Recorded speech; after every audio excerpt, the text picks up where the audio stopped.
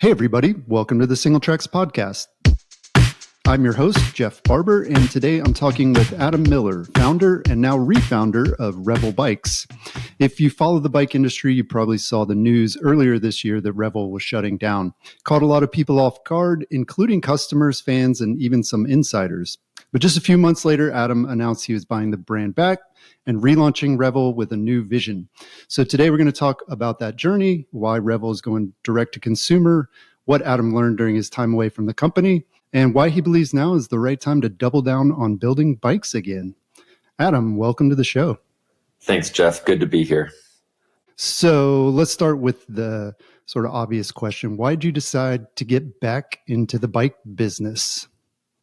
Totally. Well, I think at the end of the day, I really like bikes. So that's probably what it all boils down to. Mm-hmm. But from a more practical business side, I started Revel. We grew the business.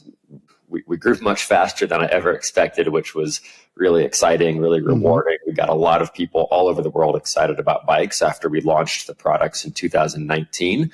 We'd spent several years before that developing them. And we were growing so quickly. By some metrics, I think we are considered like the fastest growing mountain bike company ever, I guess, which is hard to say based on. Yeah, wow. Why do you think that is? I mean, what was it about the brand that let you grow that quickly or made it so popular with people so quickly? Yeah, I think it was a combination of a lot of things, but I've really reflected on that a lot and tried to figure out the right answer to that question. And I don't think it's an easy one. You know, we have a lot of neat things with the design of the bikes. The first two bikes we launched, boom, they were amazing. We got incredible product reviews. We ended up winning a lot of kind of industry awards or magazine shootouts or whatever in the US and in magazines in Europe and whatnot, which was really rewarding and exciting. We put so much effort into creating those products. And I knew I liked them, but, to see how much customers in the overall bike industry liked those bikes and appreciated the products, but then also the brand and our customer service and everything. We really tried to do everything right. And it just led to something that clicked with the bike industry when we launched those products. And then, of course, the timing with 2020, 2021, what was going on with COVID and higher demand for bikes, we certainly got fortunate with that sort of wave as well. But in 2019, when we launched, we sold 4 times more bikes than I planned on. And that was before the pandemic. That was there was nothing special going on in the overall bike industry at that point. Our products just clicked. Yeah. Which was really fun to see. But then I was building the business, and I won't go into all the backstory of that because there's, some other podcasts out there with some of the total history of the brand. But kind of the quick version is we were building the business. We were growing really fast. Customers loved the bikes. We're selling bikes everywhere. We were saying no every day to people that wanted to buy our bikes for 2 years. People wanted to buy the bikes, and we were we literally can't sell you more. We've already sold 10 times more than we expected this year. Wow. And I was trying to taper that growth and temper that growth, which is tough to do when you've spent many years investing, going into lots of debt, then building a company, and then seeing the kind of successes and happy customers from them. Yeah. So I ended up selling the business at the end of 2021 to a private equity firm. At the time, it was the right thing to do. I was able to do a lot more at the business. I sold the company, and my intent was not to leave. I was going to keep a portion of ownership and then stay on. So I kept things really kind of secret. I figured people don't want to hear about what goes on with ownership structure and cap table on a business. What matters is the bikes, not all that stuff in the background.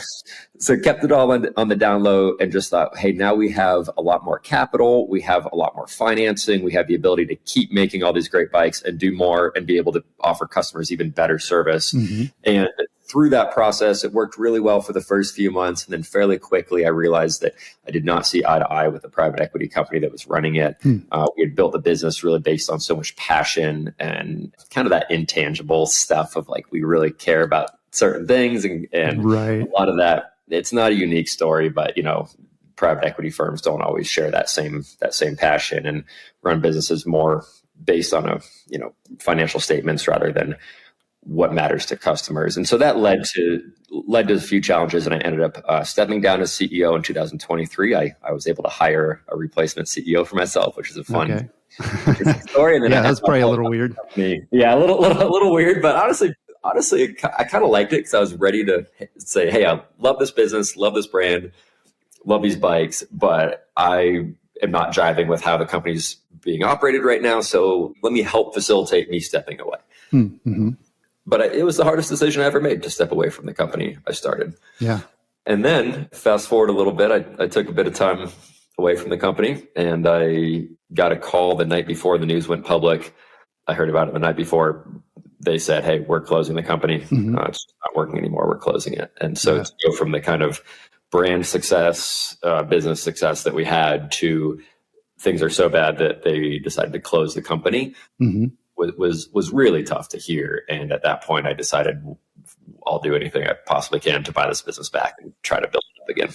Yeah. Yeah. That's incredible. I mean, it seems challenging though. I mean, obviously it was your baby. And so it's understandable that you'd be like, I want to jump back in and do this. But I mean, in the meantime, like so many other brands were struggling and still are struggling. Like, was that a concern or a thought that you had? Like, man, the industry is just kind of like broken right now. Like what made you think that this is a good idea to get back into it? Yeah, I'd say the industry is certainly broken right now.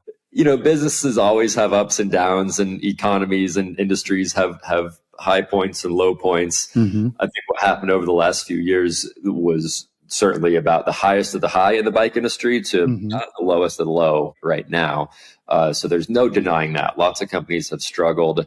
That being said, this was way beyond a business decision. When I saw the company that, you know, I put so much time into, but so many people that I'm really close friends with, that I've become really close friends with through the process, they put so much time and effort and passion into this business. When it closed, I mean, I got more people reaching out to me than I ever have in my life for anything. It was devastating. It made me realize how many people this business had affected in really, really, really good ways, whether that's the employees that were able to have a really fun job and you know, great benefits and a fun lifestyle here in our mountain town in Carbondale, or our employees in Taiwan, or all the vendors and factories that we worked really closely with that, you know, I've gotten to know a lot of their families, and, you know, not to mention the tens of thousands of customers that were riding them. Right. So it was far beyond a business decision. It was, hey, this is something that has affected so many people in such a good way. I can't let it go away, and let's take this as a chance to build the best possible company ever. Not the biggest company. I don't want that. That's the best possible company. And yeah, are things tough right now and it's a bad time in the industry? Totally.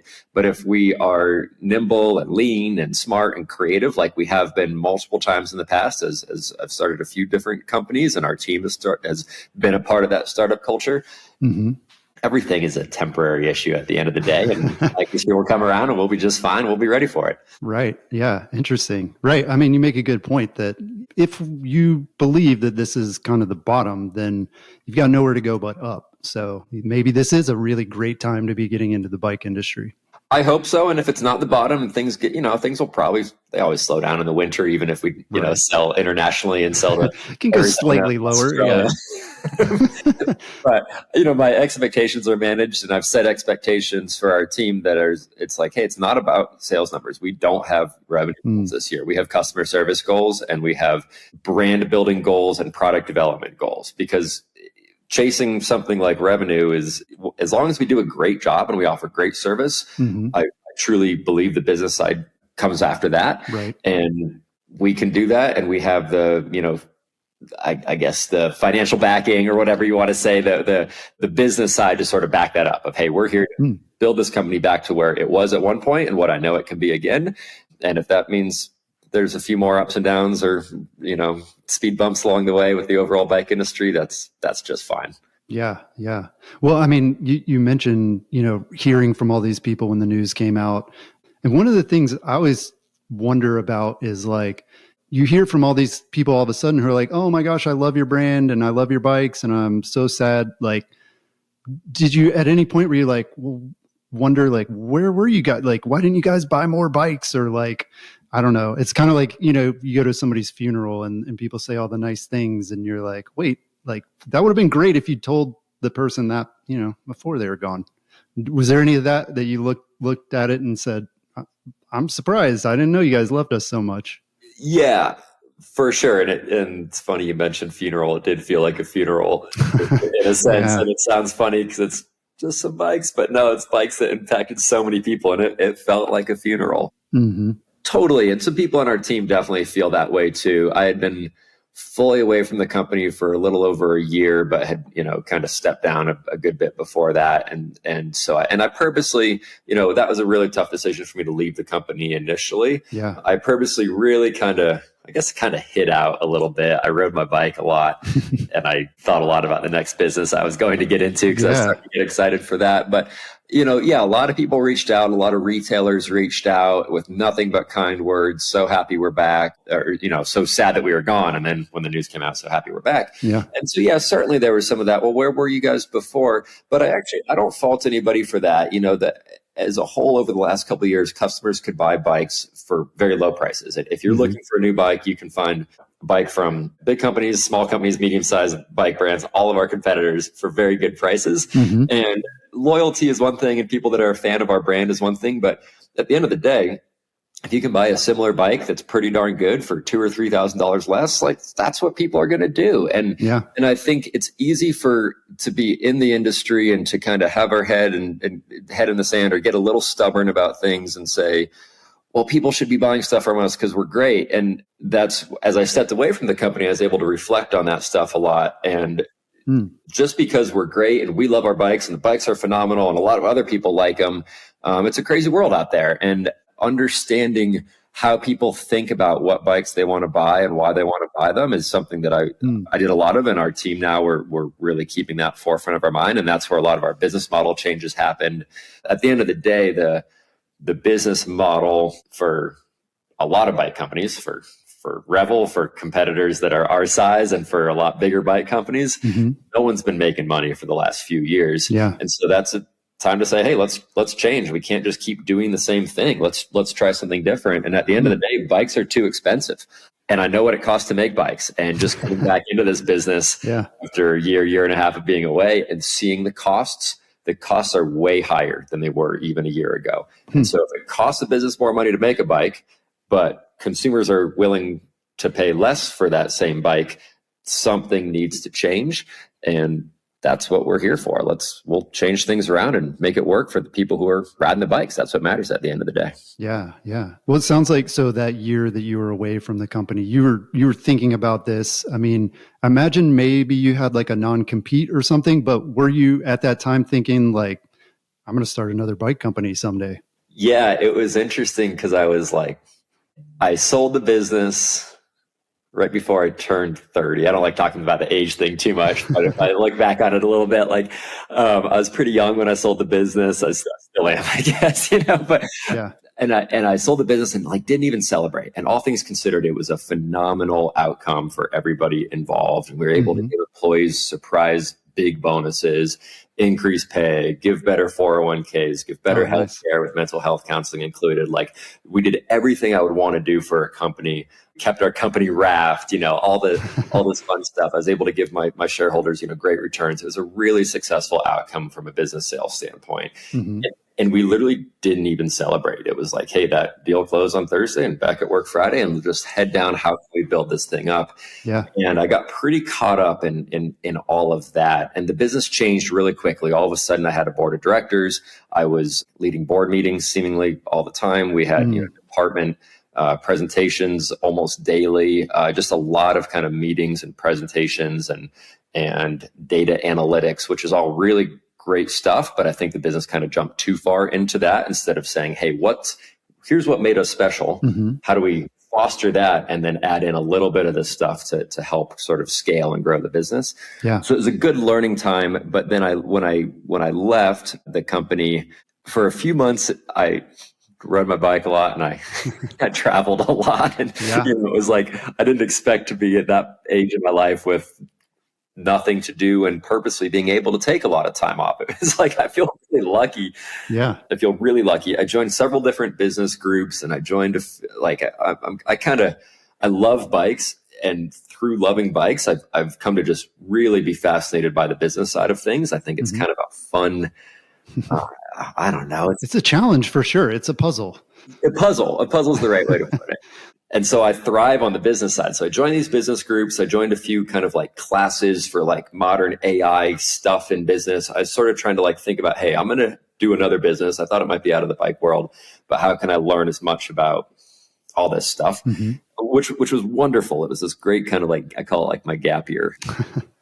At the same time, I was working through some challenges with the private equity firm. I left on great terms. Then a few months after that, kind of a lot of the standard private equity games came out. And so I kept on kind of being dragged back into these not so fun situations and talking to lawyers more than I wanted to about not so fun things. So that was kind of a bit of a negative over that whole year. And, I really didn't communicate with the team at Revel or with anybody on the leadership team or private equity side for quite a while in there, which was not fun, but really gave me another great lesson of to set up a successful business, the people behind it matter. I mean, it sounds cliche, but it couldn't possibly be more true. And especially the people that you take money from matter quite a bit. And so that was a big lesson. So I knew. So through that time, okay, I took a lot of time off. I biked a lot. I traveled a lot. Like I love traveling. My bike business has always been like a way for me to travel and to meet great people all over the world through bikes. And that's like the coolest reward to me. So then I was like traveling, but not like with a reason of like, hey, I'm going to sell bikes or ride bikes with people or make bikes. And so, but it was super fun.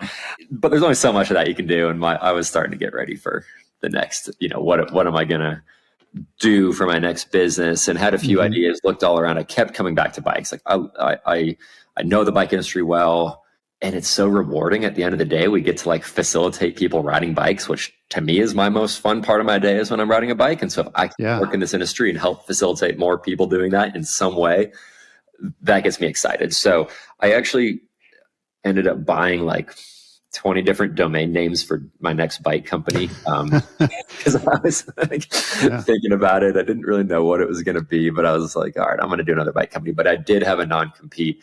So that forced me to kind of chill out a little bit. So then when I heard the news about Revel closing, well, none of the names I came up with I liked as much as Revel's. Interesting. I heard about Revel closing. Couldn't top it. No, I like that name.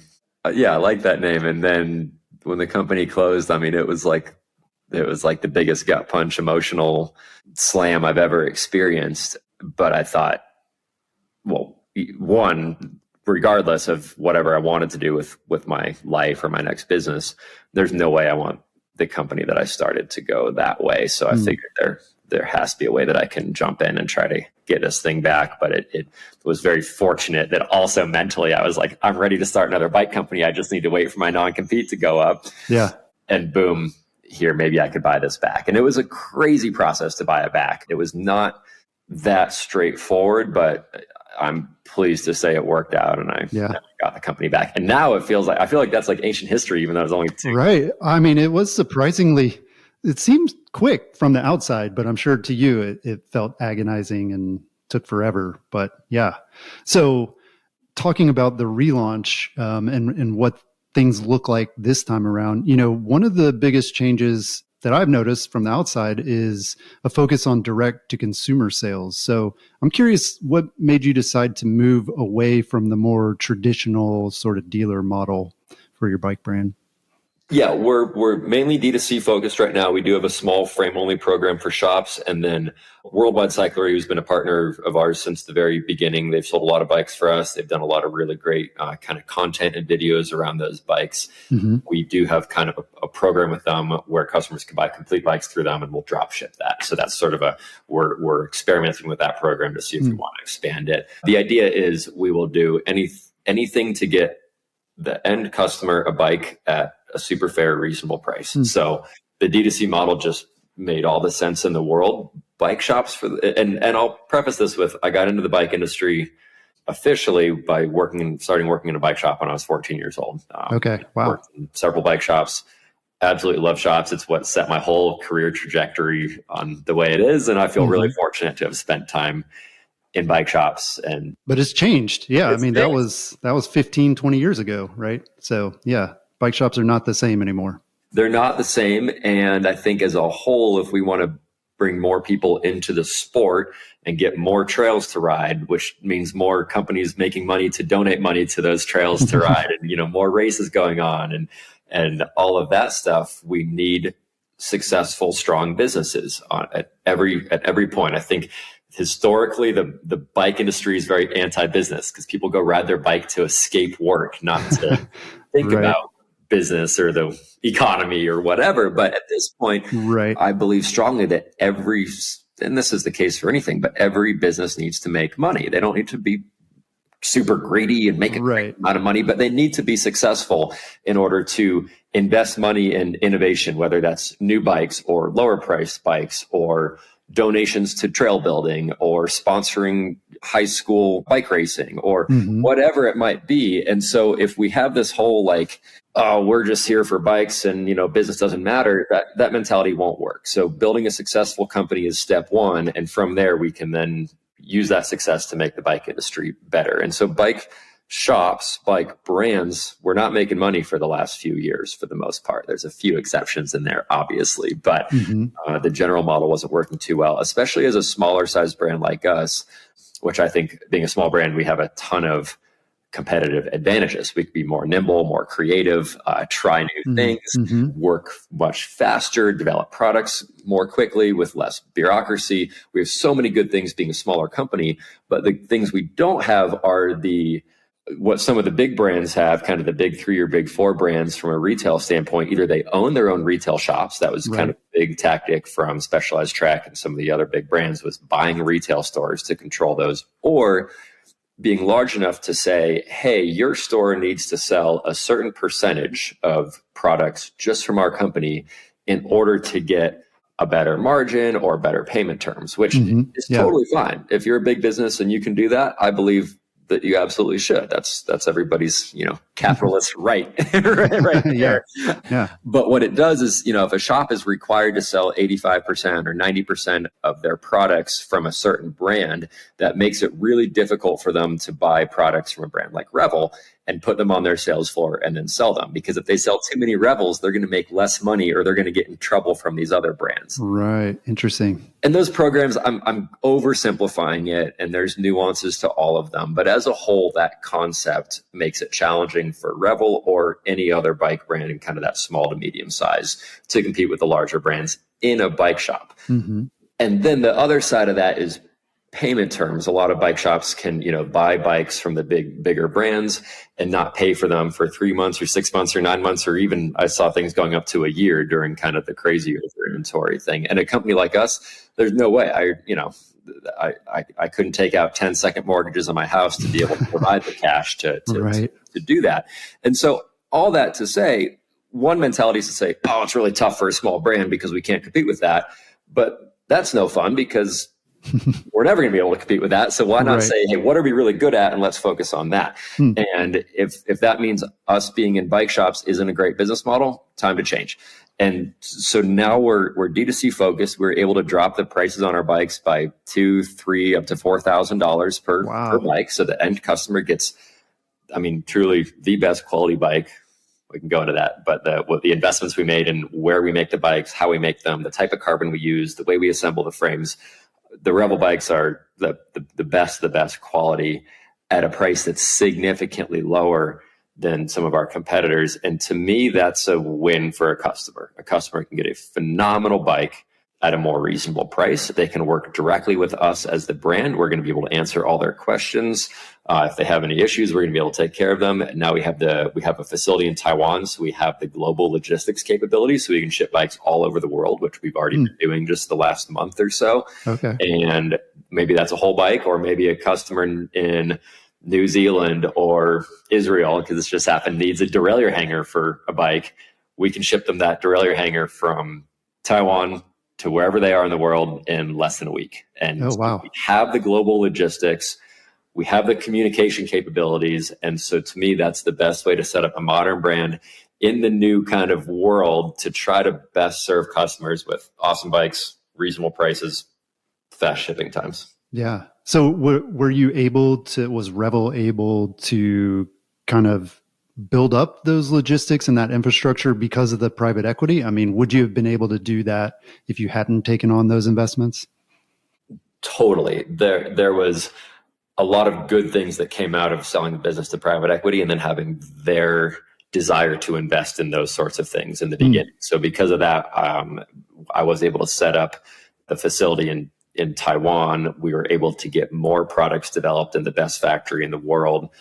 in Vietnam. And then the way we have our full-time staff members quality control checking every frame, every bolt, every rubber protector, every little part of it. And all that leads up to like a fantastic bike that is quiet and rides well and all that good stuff. Yeah. We invested in that in 2021. Really, I started, but then after selling to the private equity firm, we were able to kind of pour some gas on the fire, as a lot of the finance guys like to say, and continue those investments. And then those investments take 2 or 3 or 4 years to actually be seen by the end consumer. Mm-hmm. So we're in that period now, which is a reason to your earlier point of why get back in the bike industry now. Well, Revel's set up really, really, really well. Yeah, sounds like it. Right now, because of this work we did several years ago. Yeah, that's awesome.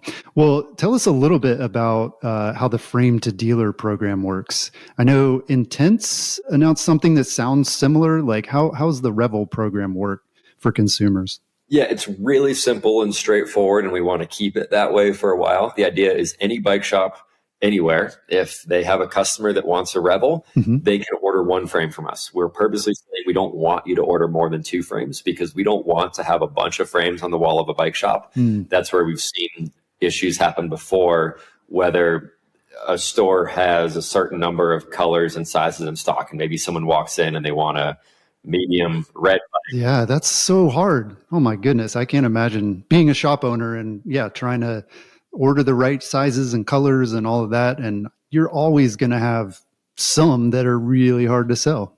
100%. And the reason it got so out of whack during COVID is everyone had to order that much because they might not be able to order them again. Yeah. Then it leads to, customers ending up with a bike that might not be their top choice. And at the end of the day, that doesn't help anybody. Someone wants it. Shiny red bike. Yeah.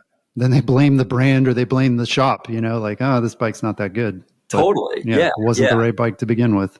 Yep. And that makes it difficult for other shops because now, if one shop doesn't have the exact right bike, then that customer can call another shop and see if they can find one. And then it's just kind of this inefficient system that doesn't help anybody and becomes kind of a price war, and margins aren't great anyway in the bike world. So then if, someone's like, hey, I've had this bike here for 3 months, I better sell it to this customer at a 20% discount. They didn't make any money. And then that doesn't help anybody.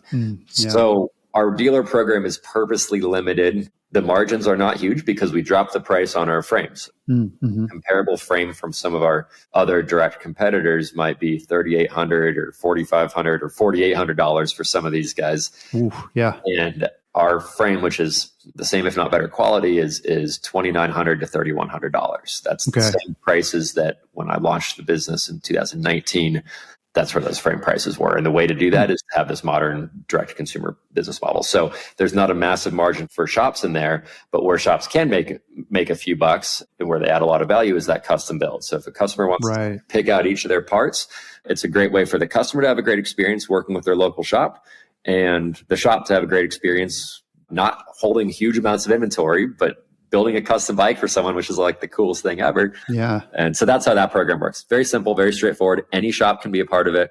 But the idea is purposely not having high inventory. And that's a mentality that, a lot of like institutional finance or venture capital or private equity investors are very focused on either monthly numbers or quarterly numbers.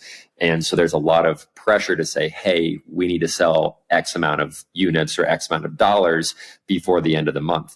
Well, what good does that do anybody? That makes your monthly numbers look good, and people in a boardroom can sit around and look at these numbers that look good.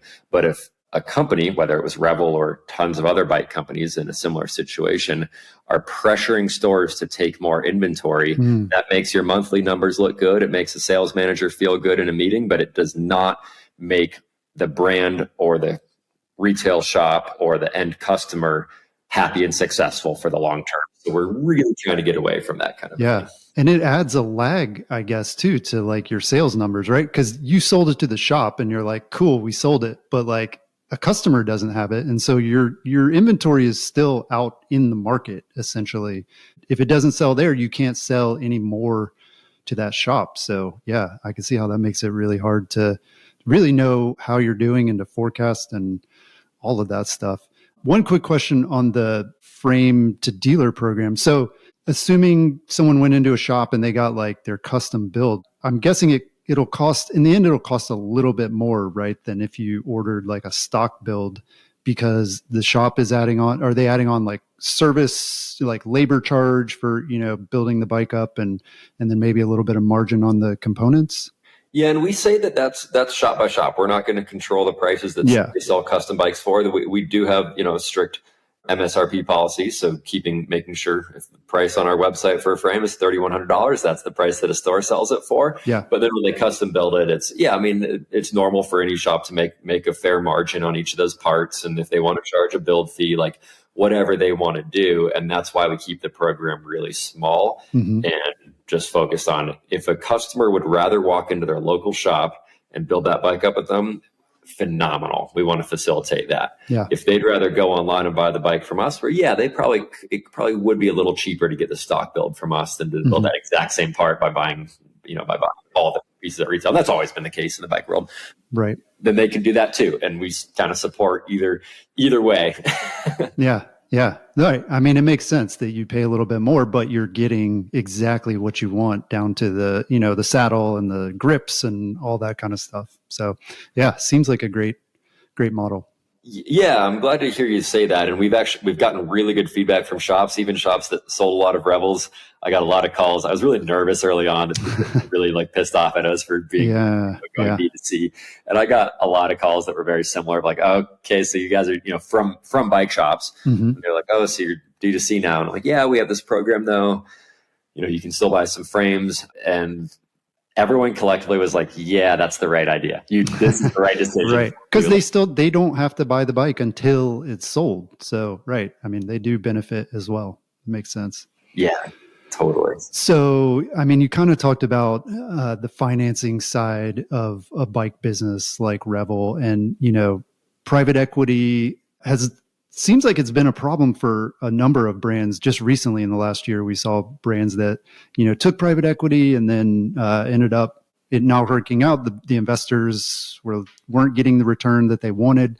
So like, what financing options exist then if you have a bike company, you want to start one or you want to grow one? Like, I imagine that's hard to do. There's not a lot right now. Yeah. Yeah. Especially now. Nobody wants to invest in that, maybe. Institutional finance, whether it's venture capital or private equity or family office, they got super into the bike space. The buzzword was mobility, e-bikes and stuff. A few years ago, it was the hot investment because rider numbers were increasing, and they've still increased from 2019 levels. And so a flood of money went in. The returns in general didn't happen like they expected, and that money is totally out. And now the hot ticket item is whatever, AI anything. Right. Yeah. All the money's going to AI. Then goes. And that's fine. That's also cyclical. But and some of the major banks that, just provide lines of credit or whatever for bike companies, they've also pulled out of the bike industry because these big companies,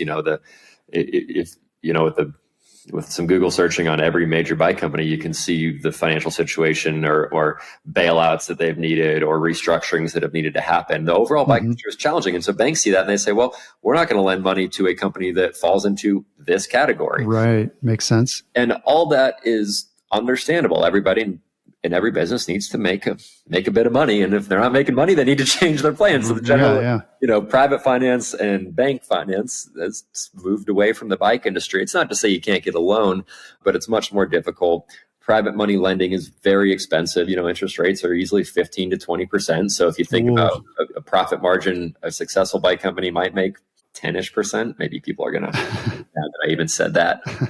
So you're losing money, I guess. I mean, just on the financing alone. Oh my goodness. Totally. And so we're set up and I plan to build this company for the long term and definitely not do any kind of, sell quickly for a certain amount of return. I don't care about that. I care about making a successful business that is as sustainable, reasonable profit margins so that we can build amazing bikes that we want to ride and share them with people. But with that, who I'm taking money from is very limited. It's two close friends I worked with before, and the majority is myself. I was able to sell the business in 2021. I got part of my gap year was I got kind of into real estate, and as maybe it's a good business, and it was better than bikes, I guess.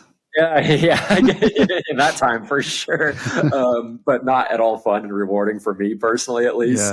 Yeah, So just we're much more self-financed than we've ever been, and we'll stay that way, and we're set up well for the long haul in that sense. Nice. So that puts us in a good position to be able to do what we want and not have pressures of outside finance.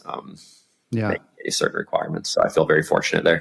Yeah, that's great. Was like supplier financing a thing where you could, get your bikes made and you'd have payment terms? And I would imagine, assuming that was a thing, it's probably harder to get now. Even the suppliers, some of them are probably struggling.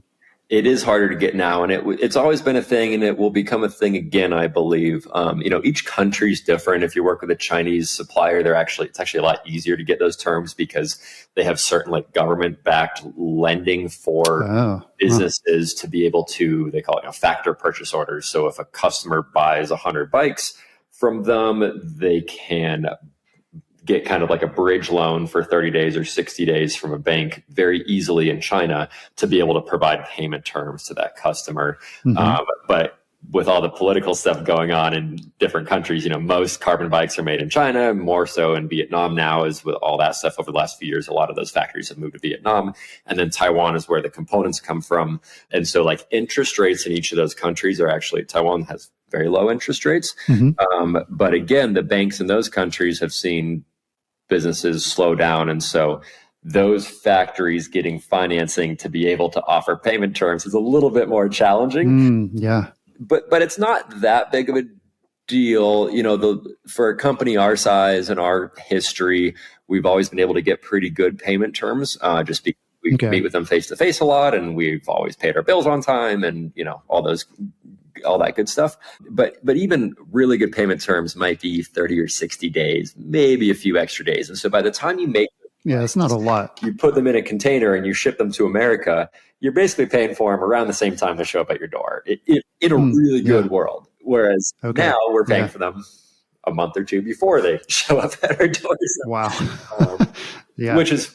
I'm sure every little bit helps, but that's not a lot. Totally. Yeah. So but all that can be accounted for and solved for with, proper financial planning up front, which is something that I'm very confident we can do well, and we can do reasonably because we're just being very practical about it. We're not trying to set crazy, ridiculous expectations because we have, outside investors that we need to please. We're just saying, hey, what's realistic to offer phenomenal customer service? And then how do we back into that from a financial standpoint? And that's what we're really comfortable with.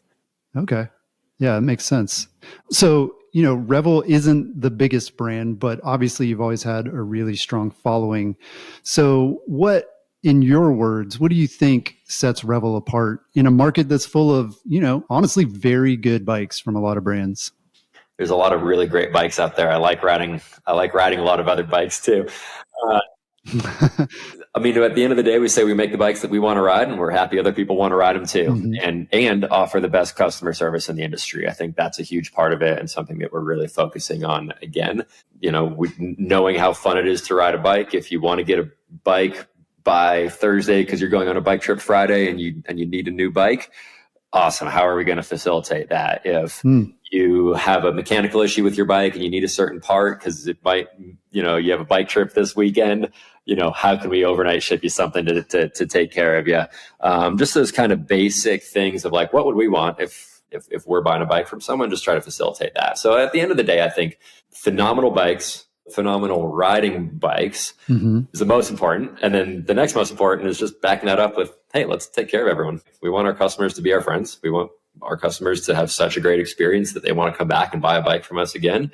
And it's as simple as that. Now, are we there right now? I think we're on the right track, but I think we have a lot of work to do. We're doing things like we're rebuilding our website. We're getting new systems in place, because it's easy to say these things than to scale that and make that, workable. That's a big focus of ours right now. We show off all the fun and games externally and fun riding bikes, but there's a lot of hours behind computer screens and spreadsheets and inventory systems and all that to make it happen. So that's a big area of investment. But yeah, what set us apart was, the Rail and Rascal, and we launched those with the CBF suspension platform. Those bikes rode awesome. Yeah. And our bikes have only gotten better since then. They've gotten a lot better since then. I think we actually do a pretty poor job of marketing and communicating that. Our marketing team for the last few months was a one-man show of me, and I was a little bit distracted with a few other things after just buying the business back. So I gave myself a pretty poor grade on marketing, but as of a week and a half ago, we have Dylan Crane just came on board as a sponsored athlete and running our marketing and social media, and I'm excited about that because I wanted to kind of talk about this stuff more. We do a lot of really cool stuff with how we make bikes, so time to show that off a bit. Yeah.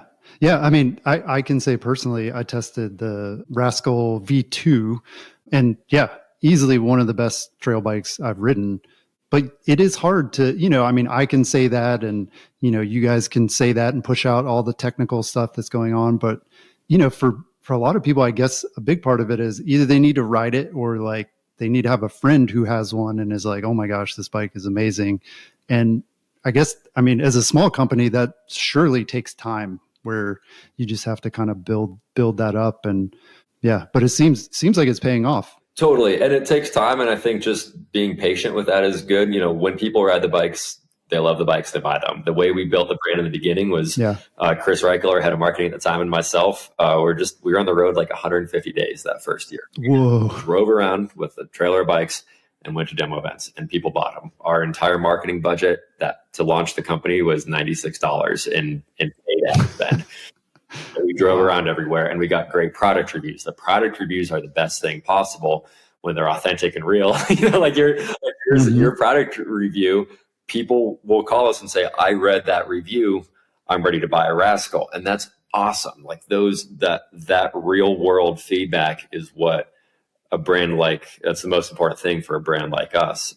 And so, it just takes, and being D2C, it is harder for people to go walk into a shop and touch the bike. That's the biggest challenge with it. So more of those product reviews, more people on YouTube talking about their experience with the bike, that stuff's necessary and something we're working towards, but we certainly have a long ways to go there.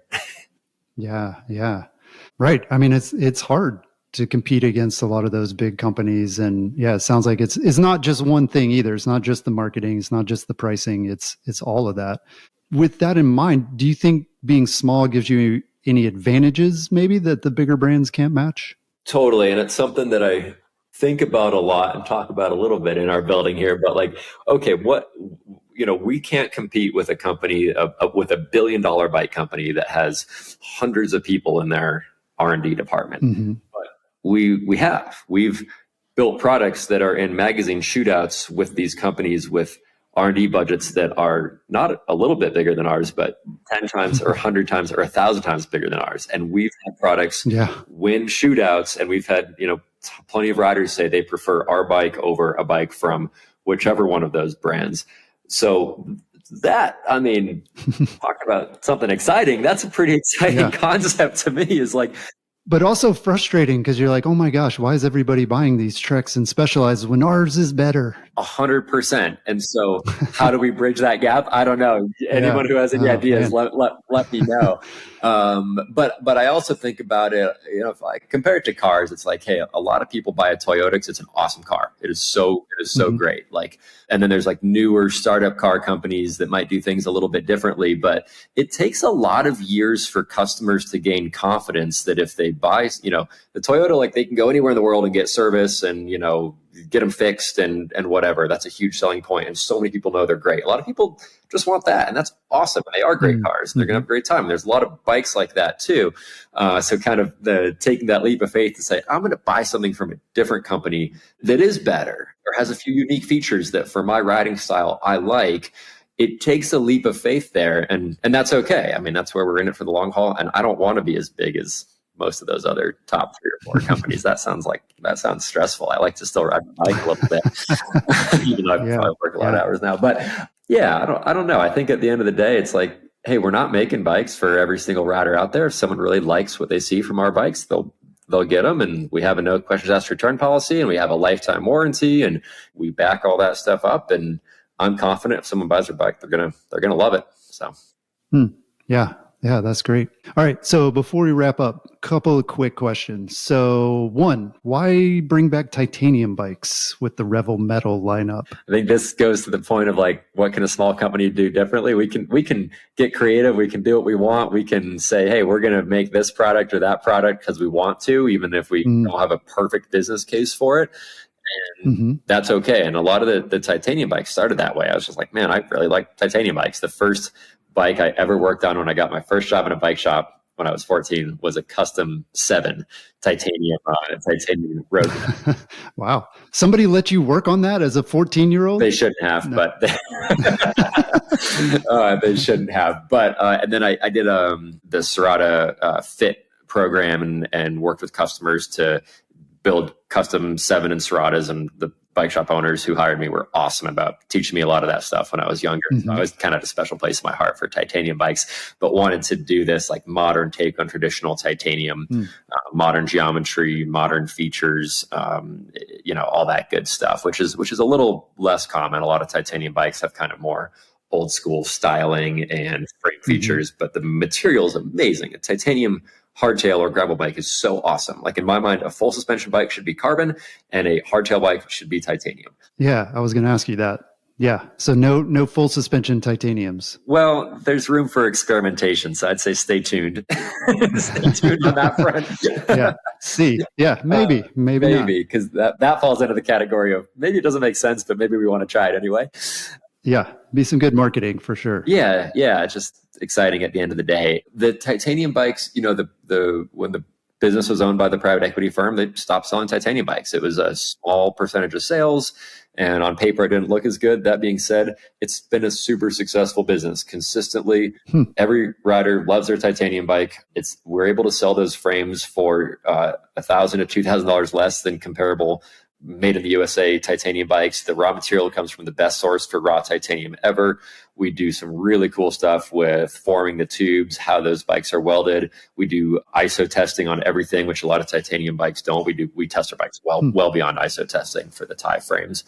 So we're able to offer a lifetime warranty. Those bikes are absolutely amazing. And there's like a cult following that we have. When we launched those bikes, I just ordered like one batch from the factory thinking, hey, I want to bring titanium back. Let's see how it goes.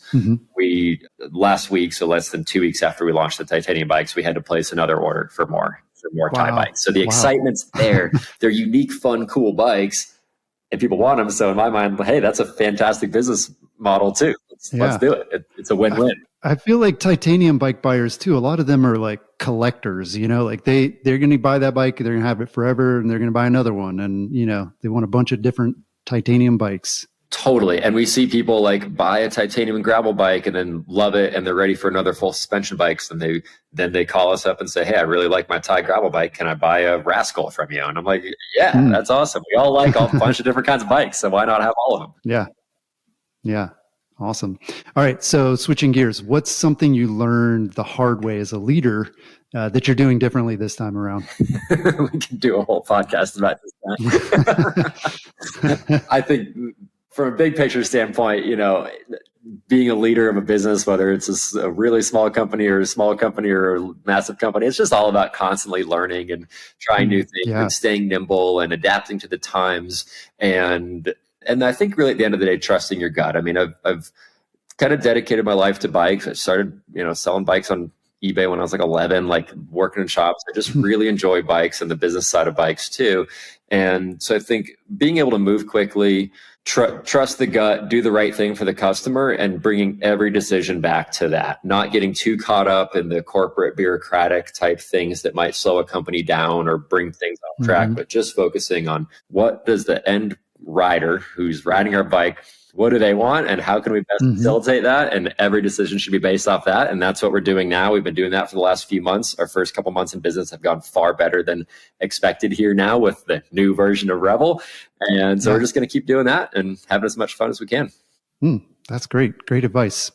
Finally, what's the best way for listeners to connect and follow Revel's comeback story? Hit us on revelbikes.com. The Revel Bikes Instagram page at Revel Bikes is probably the best way to get kind of the daily updates, journal of the business. Shoot us a text or call anytime. Always happy to chat. Awesome. Well, Adam, thanks so much for taking the time to talk today. It's always interesting to hear what's happening behind the scenes in the bike industry. And I know a lot of riders will be excited to see Revel back on the trail. So thanks. Thanks, Jeff. And thanks again to everyone for listening. Don't forget to subscribe and check out our full podcast archive at singletracks.com/podcast. Catch you on the next episode. Peace.